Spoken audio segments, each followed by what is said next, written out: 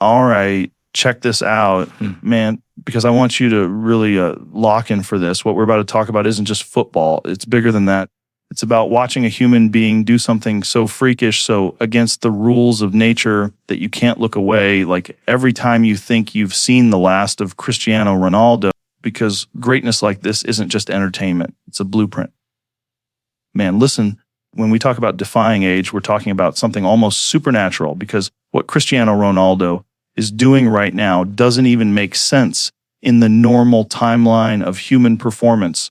Like the guy is damn near 40 and he's still out there moving like a machine and not just jogging around or cashing in on reputation. I mean, exploding off the ground with vertical leaps that belong to dudes in their prime, sprinting like a cheetah down the flank and firing rockets with both feet that leave keepers frozen.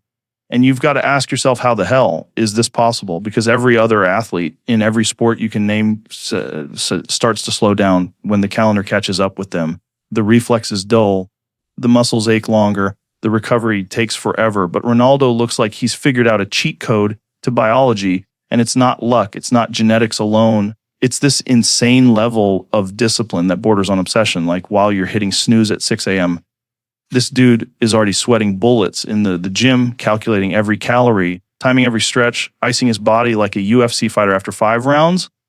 And what blows my mind is the mindset, because it's not just physical. It's this burning refusal to accept the script that nature writes for us, where you're supposed to peak at 27, fade by 32, retire by 35. Nah, he ripped that page out of the book, set it on fire, and said, watch me do it my way. And when you see him on the pitch now, the younger defenders, these 22-year-old freak athletes, they're looking at him like, wait a second. Why is this guy still running circles around us? Why is he still winning headers? Why is he still banging in 30-yard screamers? It's almost like age is the one chasing him, swinging at him like some clumsy opponent. And he just slips it, counters, and keeps pushing forward. And that's the part that's so inspiring, because it's proof of what happens when human willpower, science, and raw obsession collide. He's not just surviving age, he's embarrassing it, like age is out here giving its best shot, throwing everything it's got, slower recovery, fatigue, all the aches. And Ronaldo just looks at it and goes, nah, not today. And he keeps going, keeps dominating, keeps rewriting what's possible for an athlete at that stage. And when you step back and see it, it's almost terrifying in the best way, because it makes you wonder what the limit even is for someone who refuses to be limited. Dude, when you talk about the mentality of a warrior, you're talking about Cristiano Ronaldo in the purest sense, because this guy doesn't just want to win. He needs to win like his life depends on it. It's not casual. It's not, hey, let's see how the game goes today. No, it's blood in the water. It's kill or be killed energy every single time he steps on the field. And that's the difference between talent and greatness, because a lot of players are talented. A lot of guys have speed, skills, power, but they don't have that deep, almost primal obsession with victory that Ronaldo has hardwired into his brain. And you can see it in the way he prepares, the way he celebrates, the way he gets angry at his own teammates when they don't match his intensity. It's like he's dragging everyone up to his standard, whether they like it or not. And that's warrior mentality. It's the guy who walks into battle knowing he might get knocked down, but never even entertaining the thought of quitting. And you watch his career, and it's just a highlight reel of that mindset. From being a skinny kid in Portugal facing bullying, to moving to England at 18 and getting smashed around by defenders twice his size, to going toe to toe with legends in Spain and saying, screw it, I'll be the best in this league too. That's not just confidence, that's war paint on your face every morning. And the crazy part is how it translates into clutch moments like last-minute free kicks, impossible headers, penalties with a nation's hopes on his shoulders, and he thrives on it. He feeds off pressure the way most people avoid it. He's got that samurai calm mixed with gladiator rage, and it's such a rare cocktail, because usually you see guys who are calm but not ruthless, or ruthless but reckless. But Ronaldo is both sharp like a sniper and ferocious like a lion, and that's why defenders break before he does. That's why age can't bend him. That's why critics can't crush him, because he doesn't care about your opinion. He only cares about conquering the next mountain, slaying the next challenge, and stacking trophies like a warrior, stacking shields from fallen enemies.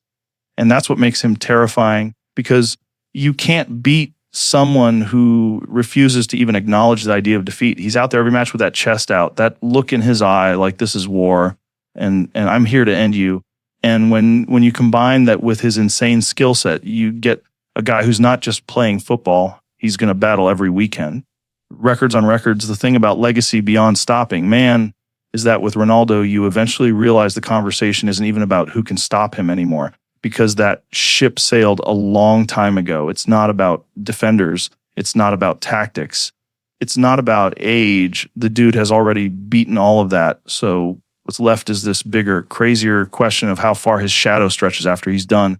Because his legacy is so massive, it's like a monument. Like when you walk through history books and see names that define entire eras, you can't just erase them. And Ronaldo is that guy for football, the guy who forced everyone else to level up or get buried, the guy who shattered record after record until the word record lost its meaning. And you've got kids growing up today who never even saw his early days at Manchester United. They didn't watch the stepovers or the insane free kicks at Old Trafford. They didn't see the blistering winger who became a global superstar. All they know is this machine, this relentless finisher who scored more goals than anyone thought humanly possible. And that's his legacy. Multiple versions of the same man, all of them great, all of them terrifying. And every generation got their own Ronaldo to deal with. And it's going to echo forever because the next kid who dreams of greatness is going to measure himself against Cristiano, whether he admits it or not, like Messi had to deal with him. Mbappe will always be compared to him. Haaland's numbers will always be checked against his. It's this unshakable benchmark burned into the sport.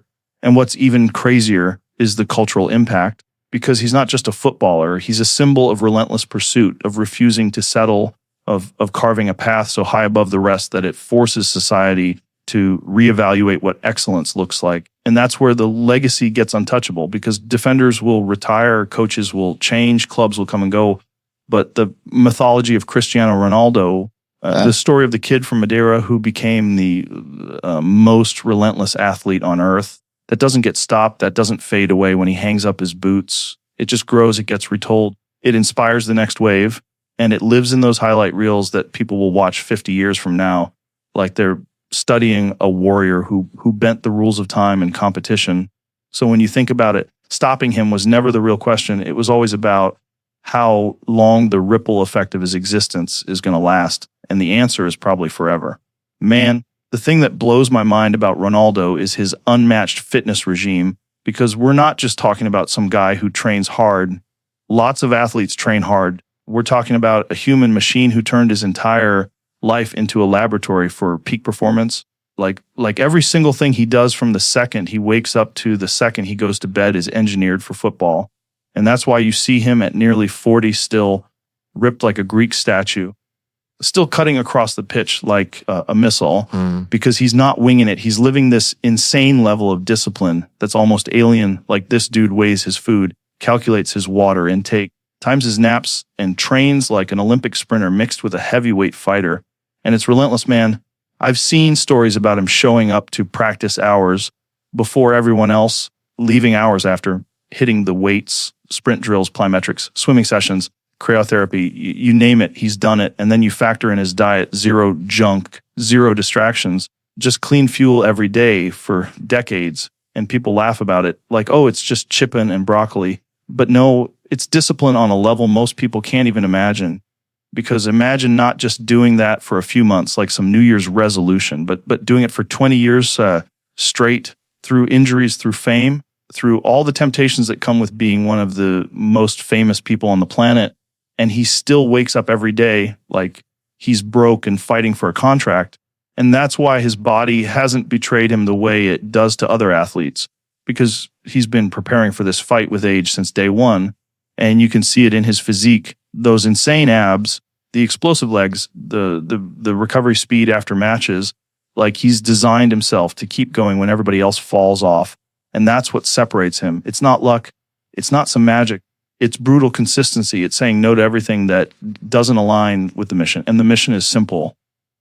Be the best, stay the best, and outlast everyone. And honestly, it's terrifying to think how many careers were destroyed by his dedication, because guys who were supposed to dominate burned out in their 30s. And Ronaldo is still sprinting still scoring, still flexing those monster calves, and all because he treats his body like a temple and a weapon at the same time. And that's why when people say he's defying age, the real truth is age has been trying, but Ronaldo already stacked 2 decades of preparation to make sure it never stood a chance. So here's the thing, man, when you look at the whole picture, when you really zoom out and see everything Ronaldo has done, the fitness, the mentality, the records, the evolution, the war with age, the legacy, that's going to echo forever. You realize we're not just watching a football player, we're watching one of the greatest examples of what human beings are capable of when they refuse to quit, when they sacrifice, when they put everything on the line for excellence. And that's why people get emotional about him, because it's not just goals, it's not just trophies, it's this giant middle finger to the idea of limits, to the idea that you have to slow down, fade away, or be normal. He's proof that with enough obsession, enough discipline, enough raw warrior spirit, you can bend reality, you can bend time, and you can create something that people will never forget.